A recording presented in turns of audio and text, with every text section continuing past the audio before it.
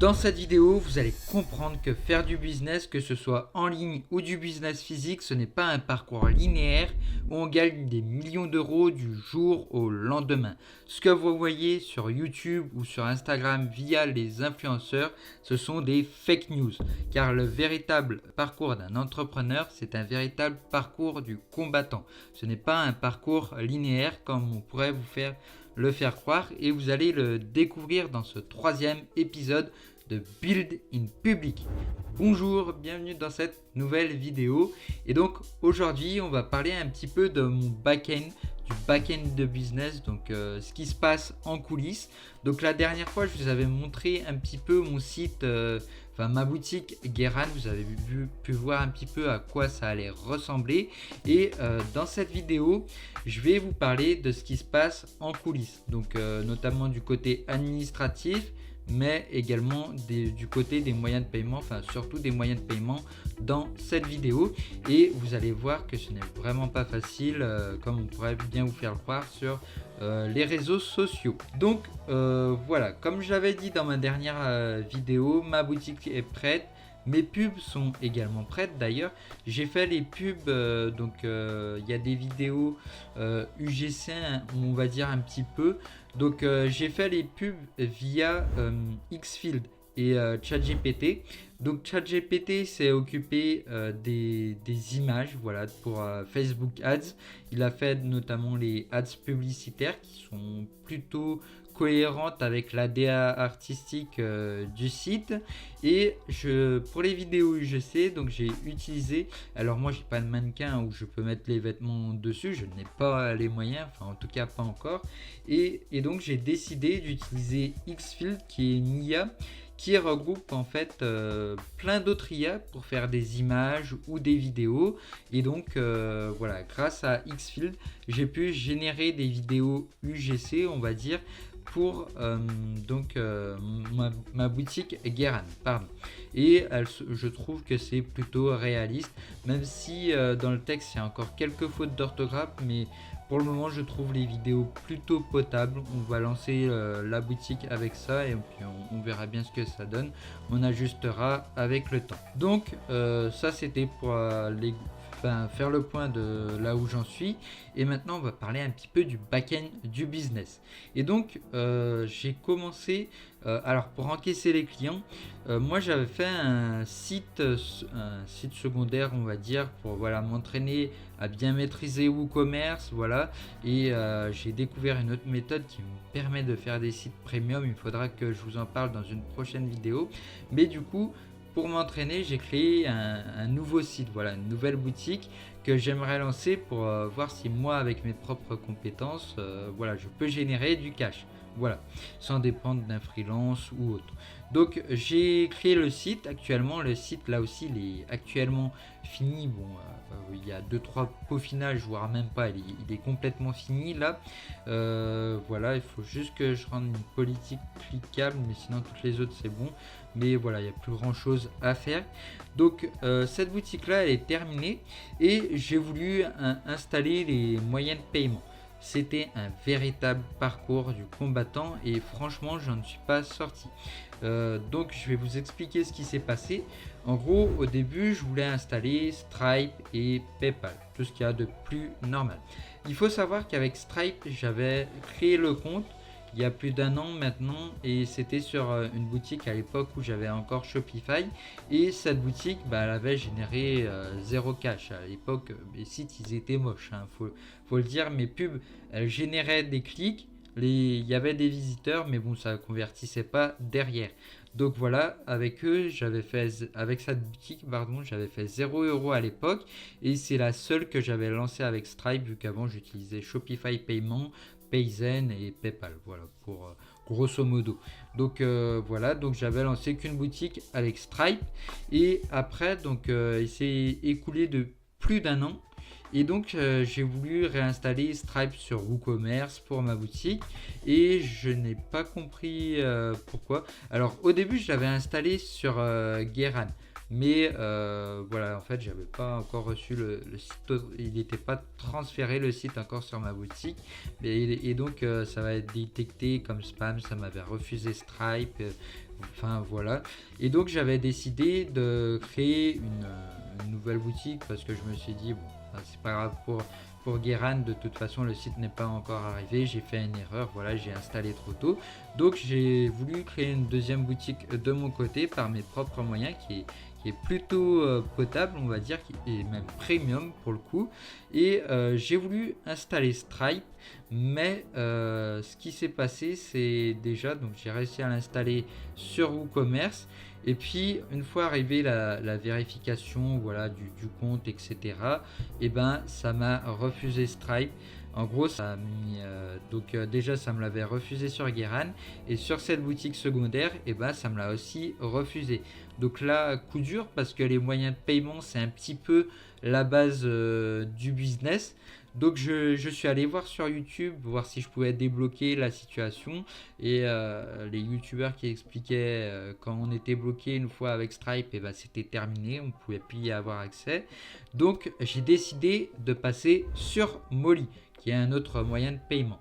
Donc déjà on va parler de PayPal, parce que avant de parler de mon lit, on va parler de PayPal, ça sera mieux je pense. Donc j'ai voulu installer PayPal, et PayPal ça a été extrêmement compliqué, j'avais l'impression d'être un petit peu dans une boucle sans fin on va dire, parce que en gros je faisais toutes les démarches qu'il fallait. Donc sur WooCommerce j'ai installé PayPal, ensuite donc j'ai rentré les informations, enfin j'ai dû créer un compte business, enfin convertir plutôt mon ancien compte en un compte particulier en un compte business. J'ai dû fournir toutes les informations nécessaires, etc. et tout. Et puis à la fin, ça me disait voilà, donc votre compte est terminé, vous pouvez retourner sur WooCommerce. Sauf que je m'étais retourné sur WooCommerce, et une fois arrivé sur WooCommerce, ça me mettait terminer la configuration de mon compte PayPal. Donc à chaque fois, je mettais ça, terminer la configuration du compte, et je tournais un petit peu en boucle. Et à chaque fois, ça recommençait, ça recommençait. Et au final, je sais pas comment j'ai fait. Mais miracle, j'ai installé l'application.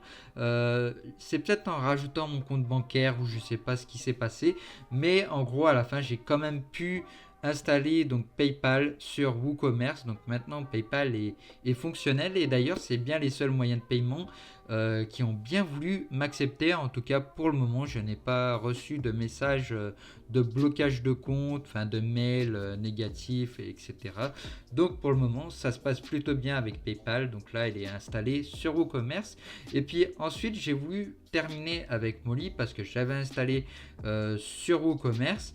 Et du coup, bah là, j'ai commencé à créer un compte parce que Molly, c'était tout nouveau pour moi.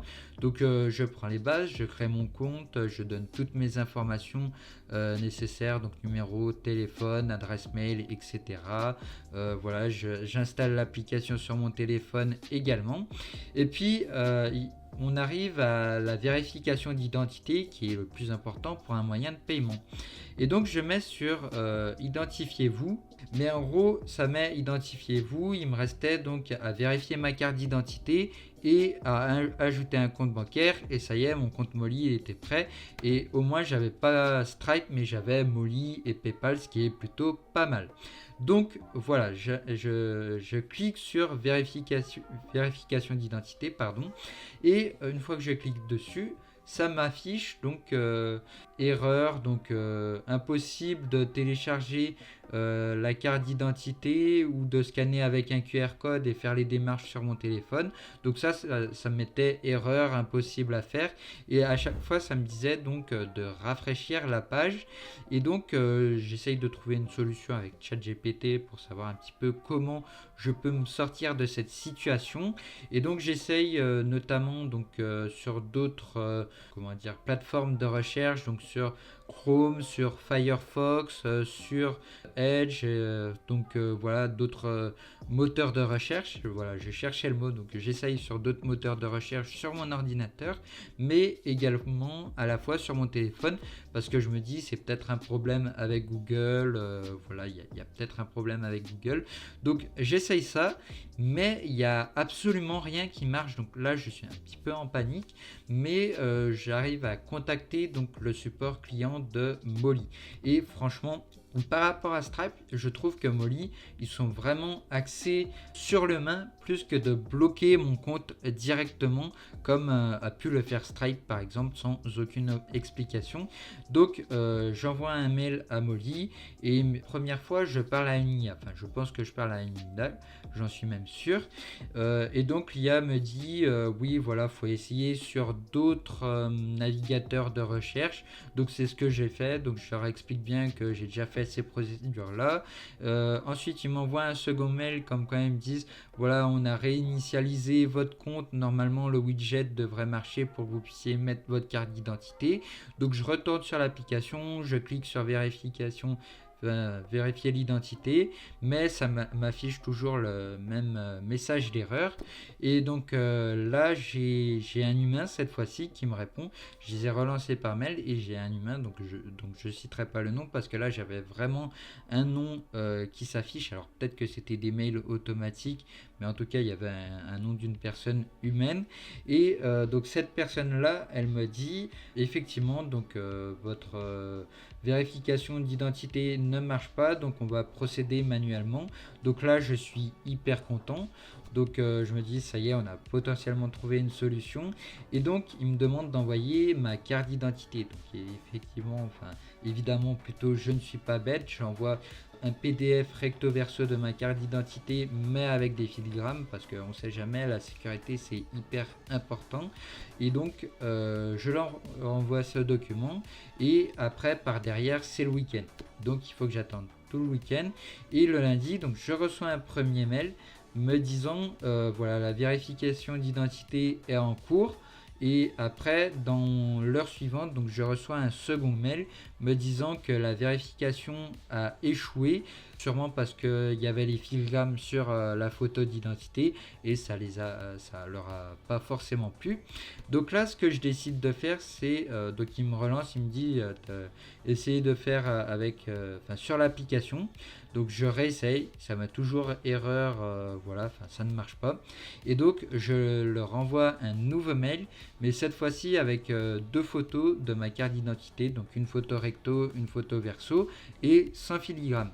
Donc je renvoie, et ce mercredi de cette semaine, je reçois un mail me disant que voilà, ils ont vérifié mon compte et je sais pas s'ils ont bien reçu ma carte d'identité, mais en tout cas ils ne sont pas en mesure de me fournir leur service et après vérification de mon compte ils ont décidé de fermer mon compte Molly. Donc voilà, mon compte Stripe a été fermé, maintenant mon compte Molly, donc ça devient plutôt compliqué au niveau des moyens de paiement. Mais heureusement, j'ai encore une solution. Donc on verra si ça marche, j'espère que ça va marcher. Donc ce qu'on va faire là avec mon collègue, c'est qu'on va lancer Guéran et Nekoa avec donc Guéran ma marque personnelle et Nekoa une marque secondaire. Donc on va lancer avec Payzen. Donc là j'attends mon numéro VAD de la banque. Ce matin j'ai eu, à l'heure où je tourne cette vidéo, j'ai eu un mail de ma conseillère me disant que son collègue qui s'occupe des moyens de paiement a bien reçu mon dossier. C'est en cours de vérification, donc j'espère avoir mon numéro VAT bientôt. Comme ça je débloque Payzen et au moins sur mes boutiques j'aurai Payzen et PayPal, ce qui est plutôt pas mal, même si j'aurais préféré Stripe ou Molly.